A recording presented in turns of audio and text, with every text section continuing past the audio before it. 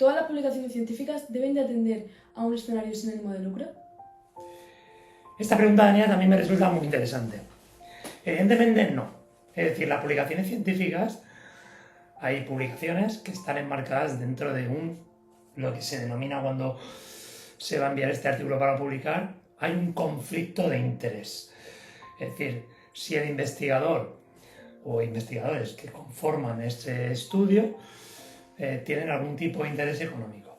Esto es algo afín a, por ejemplo, las publicaciones científicas sobre fármacos. Es decir, en estas empresas se aplica un porcentaje muy elevado de I+D+I y evidentemente esto lo van destinando a mejorar sus fórmulas y mejorar sus productos. Bueno, las empresas farmacológicas serían una de muchísimos sectores del sector empresarial, ¿vale? Del mercado empresarial que investigan, ¿vale? Con la finalidad de producir o ser más competentes con los productos que ofrecen a la sociedad. Y por tanto los investigadores tienen que informar mediante un formulario, antes se llama formulario de conflicto de interés, o bien si tienen un conflicto de interés, ¿vale? Es decir, colaboran para tal empresa o esta investigación ha sido financiada por X empresa, o por el contrario, pues no tienen tal conflicto de interés.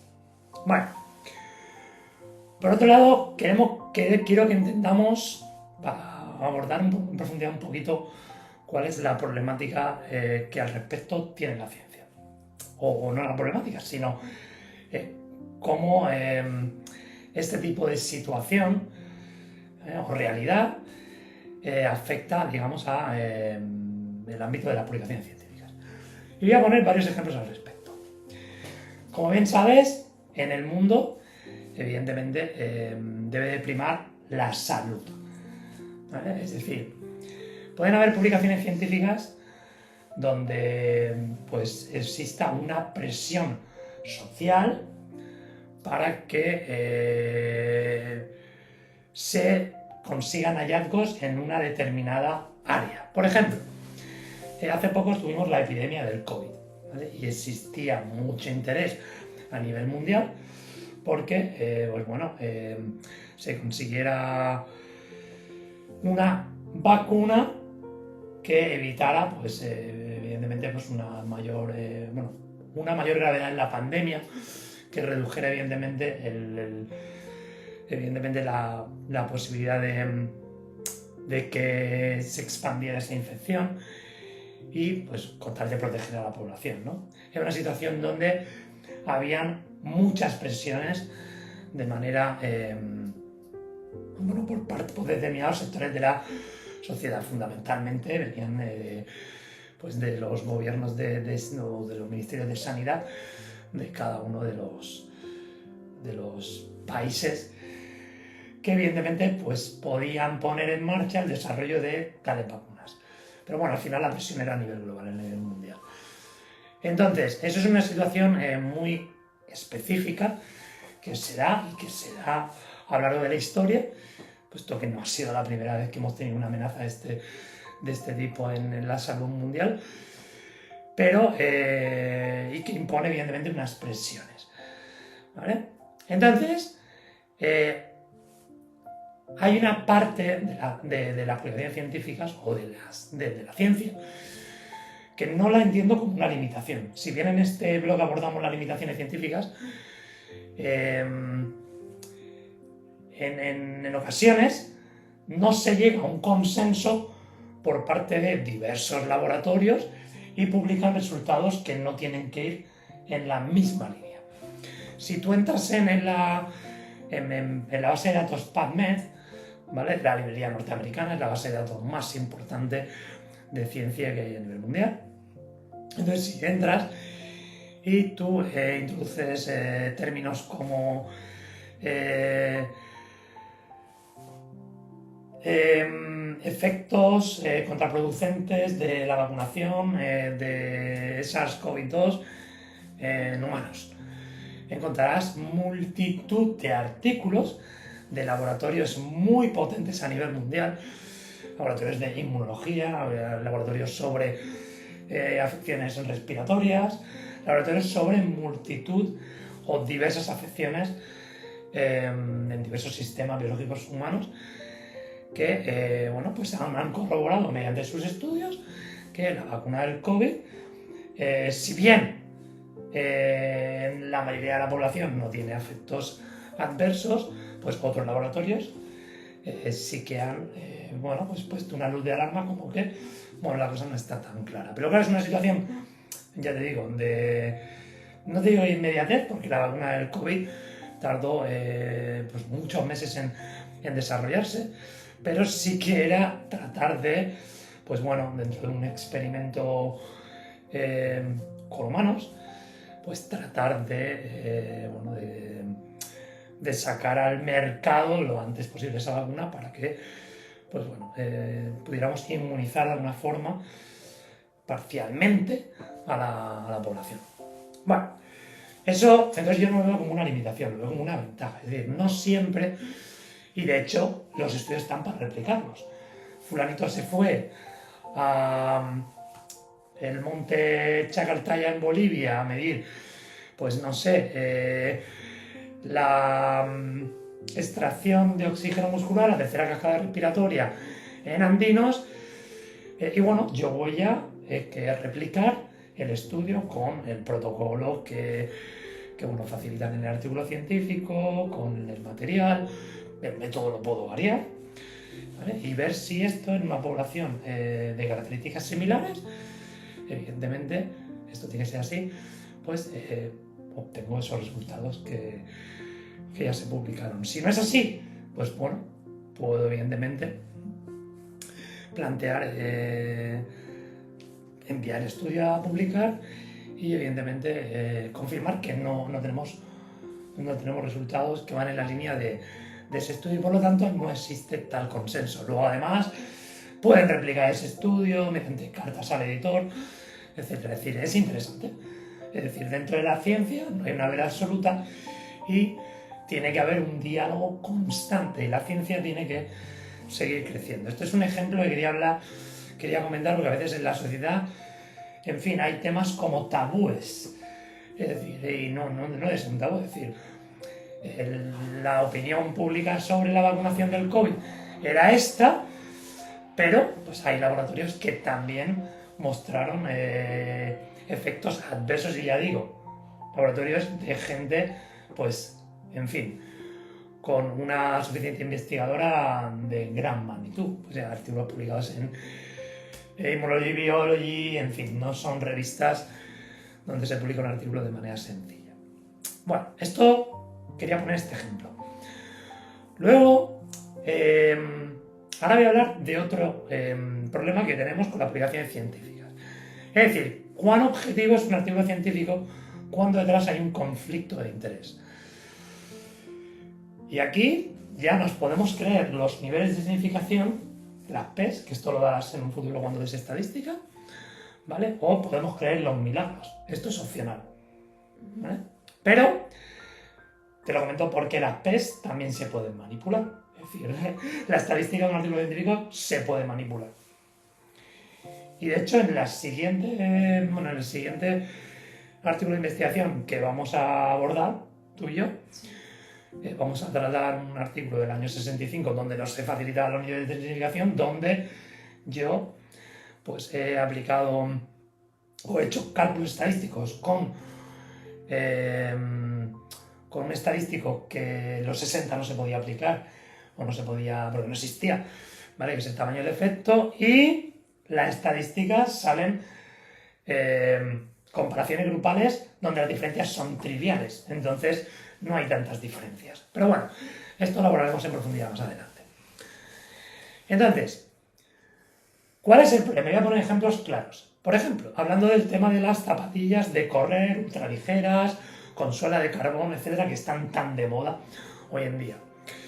¿vale? Y que las grandes marcas deportivas, la que sea, no voy a mencionar ninguna, ¿vale? Evidentemente, pues sacan artículos científicos, publican donde corroboran que la mejora del rendimiento comparado a otro modelo de zapatillas o a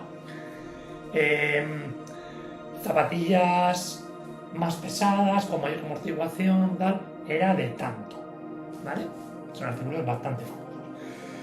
De hecho, por ejemplo, las zapatillas de Kipchoge se estima que su mejora del rendimiento era del 3,5% comparado a zapatillas sin suela de carbono. Por entonces, hablamos de cuando, si no me equivoco, disputó la maratón de Chicago. Bueno, entonces, ahora bien, esas marcas van a informarte de esto, pero no informan a la vez, por ejemplo, de algo que podemos encontrar en atlas de anatomía articular, por ejemplo el Kapanji, el Sobota, en fin, atlas que suelen utilizar, que suelen ser en referencia de estas asignaturas en medicina, en ciencias del deporte, en fin, en fisioterapia. En fin, no hablo de un atlas cualquiera. Estos atlas corroboran que ante una mayor inestabilidad del pie, ¿vale? Si el pie hace una pronación, una inversión o una supinación, eversión, pues bueno, habrá más riesgo de roturas de ligamento arterial cruzado, tendón de Aquiles, ligamento colateral externo de rodilla, etc. ¿Vale? Pues estas zapatillas aumentan la inestabilidad del pie. Estas zapatillas que hoy en día se han convertido en un boom de ventas por atletas populares, ¿vale? A los cuales no se les informa de usted mejorará el rendimiento con esta zapatilla, aproximadamente en este porcentaje, pero no se les informa de la probabilidad que usted tiene de sufrir una rotura de tendón de Aquiles, una rotura de cualquier estructura anatómica de las que he mencionado, es X. Y esto es algo grave, porque entonces jugamos, ¿vale?, con la población. Es decir, para mí la salud debe primar al rendimiento, aunque soy atleta que sigo dedicándome profesionalmente al atletismo, pero siempre he tenido muy claro que la salud debe primar al rendimiento. Esto no es así.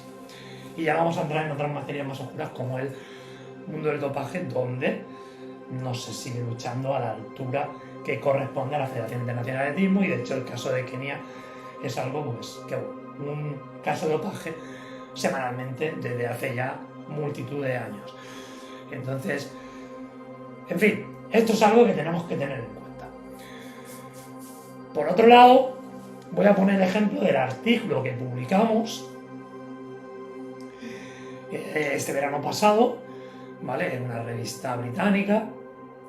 En esto tuvimos tanto mi compañero Gabriel Brizuela como mi compañero Juan Manuel Alonso, que participaron conmigo en este artículo, ¿vale? Tuvimos que pelear bastante para publicarlo, pero bueno, esto lo vamos a abordar en la siguiente pregunta, ¿vale?, donde ya hablaremos sobre estudios de caso y si publicar estudios de caso pues es más costoso que publicar, otro tipo de diseños experimentales, y explicaremos por qué y si determinados estudios de caso son más difíciles de publicar que otros. Bueno, publicamos un artículo donde comparábamos, ¿vale?, cuáles eran las diferencias de rendimiento entre los tres tipos de cuadro que un atleta en silla de ruedas, como yo, puede utilizar. Y lo queríamos hacer porque el cuadro de carbono, que actualmente comercializa empresas como Honda, como Sauer o como Toyota, es un cuadro que cuesta $40.000 o 35.000 euros. Y evidentemente, en determinados países, ¿vale?, especialmente países en vías de desarrollo, y me atrevería a decir que ciudadanos como España, como en España, pues es muy complicado por nuestro poder adquisitivo el poder adquirir o comprar estos cuadros. Queríamos comparar este cuadro con el cuadro, la aleación aluminio-carbono, que está en torno a los 14.000 euros, y con el cuadro aluminio, que está en torno a los 5.000 euros. Queríamos hacer esa comparativa, puesto que, si bien la Federación Internacional de Atletismo prohíbe el uso de prototipos en atletas que corren a pie, ¿vale? Si no es un calzado que esté en venta, ¿vale? No se puede utilizar este calzado en competición. Pues bien, para mí es un prototipo si alguien no puede adquirir esa silla, acaba siendo un prototipo, ¿vale? Si esa silla no es asequible para todos los atletas que van compitiendo en las pruebas internacionales, donde además hay mucho dinero, ¿vale? Donde los premios son cuantiosos, pues si no pueden adquirirlos es un prototipo, con lo cual deberían estar prohibidos. Puesto que además, claro, nosotros queríamos corroborar que si existían diferencias entre tales cuadros, y sí que existían. Con el cuadro de carbono la diferencia es 2 veces superior a la de una zapatilla de atletismo ultraligera con placa de carbono comparada a una zapatilla ultraligera. Es decir, si os encontramos diferencias del 3,5%, nosotros encontramos diferencias de un 5,1% entre el carbono y el cuadro de aluminio y más de un 6% entre el cuadro de carbono y la aleación de aluminio-carbono. Bueno, esto es algo muy grave, porque entonces no toda la gente corre en las mismas condiciones cuando disputa una maratón. Y, de hecho, en el artículo, así lo citamos, estos cuadros deben de considerarse dopaje tecnológico, es decir, un material que aporta una ventaja comparado a otro material.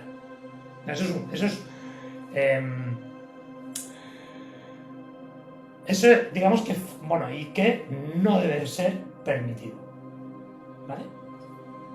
Es decir, las razones por las que no deberían de ser permitidos es porque no todo el mundo puede acceder a ese material, y las razones por las que se considera dopaje tecnológico son esas, ¿vale? Es decir, que aporta ventajas y encima por esto no debería ser permitido. Se lo transmitimos al Comité Paralímpico Internacional, ¿vale? En este caso al estamento que gestiona el atletismo del Comité Paralímpico Internacional, World Athletics, y ni contestan. O sea, ¿y por qué no contestan?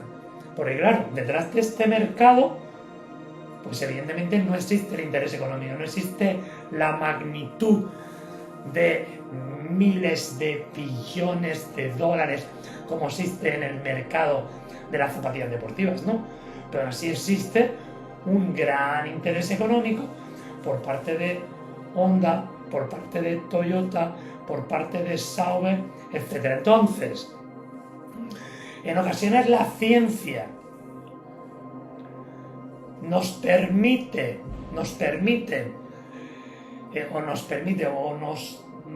es una herramienta que debería servir a la sociedad para hacer una sociedad más justa, más equitativa, más equilibrada, ¿vale? Más homogénea, ¿vale? Pero no es así. Es decir, esos desequilibrios siguen existiendo y por tanto, bueno, pues no me puedo hacer nada al respecto. Esto no es una limitación de la ciencia. Esto es una realidad, ¿vale?, de las publicaciones científicas. Es decir, como bien te mencionaba previamente, el dinero pues, está por delante de la ciencia. La economía está por delante de la ciencia. Los intereses económicos, y de aquí hablamos sobre eso, si hay conflictos de interés, están por delante de la ciencia, ¿vale?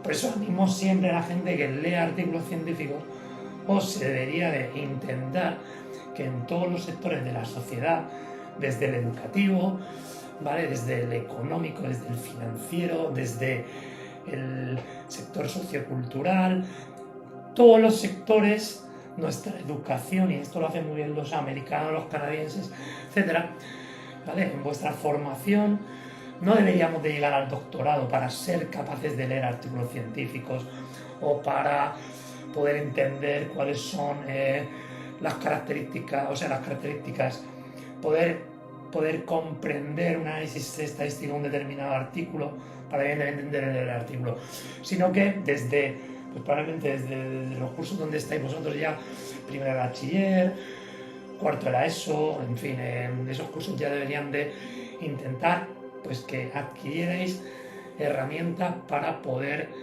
pues eso, leer artículos que en vuestros ámbitos, ¿vale? Y mira, si hay, seamos capaces de ser más críticos, saber discernir entre un engaño y lo que es la realidad, porque al final es lo que te digo, puedes creer en los milagros, que es opcional, o puedes creer en los estudios que han pasado por un análisis estadístico donde se ha confirmado si existen diferencias significativas entre algo. Análisis estadístico luego hay muchos, ¿vale? Correlacionales, es decir, y no soy experto en análisis estadístico, pero al menos lo básico, pues ojalá la gente pudiera llegar ahí para pues poder saber de este tipo de engaños o malversaciones de grandes empresas donde sí lanzan un artículo científico pero no te muestran otros, probablemente otros datos que como ser humano que somos, pues podría tener más repercusión sobre tu salud, ¿vale? Y esto me resulta importante destacarlo. En fin, creo que con esto, Daniela, como nos hemos alargado bastante, pues vamos a dejar por hoy esta entrega y la siguiente semana hablaremos de manera más concisa sobre los estudios de caso, ¿vale? Y bueno, y luego ya creo que acabaremos esta temática en una última entrega. Así que nada, invitamos a los lectores o a los oyentes a que sigan ahí atentos al canal para cuando lleguen las actualizaciones que sean capaces de, pues sepan que están ahí y bueno, que nos dejen en la cajita de comentarios, ¿vale? O a través del email que se facilita en el canal de YouTube, nos facilitáis vuestro feedback. Un saludo a todos y nos vemos en otra ocasión.